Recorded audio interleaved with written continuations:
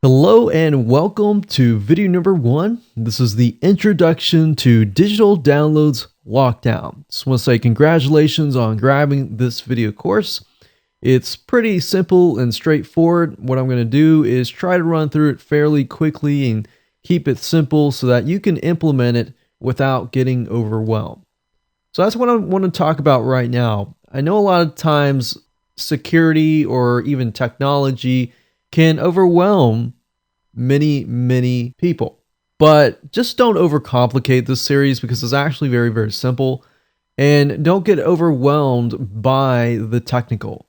If you can follow me step by step, once I get past video number 3 and you understand, how everything works and the fundamentals, then implementing this can actually be very easy. So let's jump right into the video's overview. I want to talk briefly about this so you have an idea of what I'm going to be talking about, because then you'll be able to speed things up in your mind as you go along in this process, because there is a system to this. So video number 1 is this video right now. Video number 2 is we're going to talk about understanding how people pirate goods. If you have a better understanding of the way things work and how people go about pirating your goods, you have a better idea of what you can do in terms of creating an attack plan. Video number 3, we're going to talk about getting alerted when people share your goods. So as you know, there are many systems out there like Google Alerts. There are other systems that I will share with you that will allow you to search things like social media and other places that may not necessarily get indexed by Google. So there are actually other sites that you can use besides Google Alerts. I will show you mainly the free ones, but I'll also show you some ones that cost money that have more monitoring systems in place.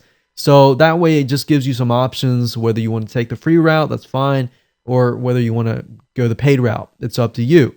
So video number 4 is going to be locking down your files. In this specific video, I am going to cover hot linking, which is a feature that is part of cPanel. But if you don't have cPanel, most web hosting companies have this feature unless they have some sort of proprietary system. But it's often an overlooked feature, but very powerful feature. Video number 5, we're going to talk about video protection part number 1, what not to do. Video number 6, we're going to talk about video protection part number 2 and what to do. And these are actually stuff that I use in my own business. These are actually practical, non-theoretical, very applicable stuff that you can apply to your own business. Video number 7, we're going to talk about preventing people from finding your digital downloads and digital goods on Google. So as you know, Google basically indexes your website. And by doing so, a lot of times they will index your download pages. So more on that later, but just wanted to give you an idea of kind of an overview of what we're going to discuss in that particular video. Video number 8 is PDF security. Basically, we're going to figure out how to password protect your PDF files. So as you can see, we're going along, we're adding one layer of protection, another layer of protection underneath this layer of protection. Then, of course, last but not least, if you do everything here, and you're obviously going to get pirators to still pirate your stuff, regardless if you do this or not. This is just a basic level of security. But this is a last resort, and this is something that everyone can do, and it's free, or you can outsource it as well. I want you to begin to think of what files you might have to secure yourself. So begin to think about it. You got videos, got PDF files, you got zip files. Some of you might only have PDF files. So in that case, you might only want to do the hot linking and PDF security. And if you don't really want to do videos, that's fine. You can skip the video on videos. But if you have a plan of attack, you really can make your own decision in terms of what videos you want to watch. I would say watch all of them if you can, because you're probably going to have videos in the future, and you're definitely going to have these types of files here. So I've basically made this so that you can create your own attack plan. So let's talk about how it all works. Basically, it goes like this. You have to get an idea of what files you have. That's why I showed that to you in the first slide, so that you can create an attack plan. Then you need to activate basic lockdown procedures, which is video number 4, where we talk about locking things down using hot linking.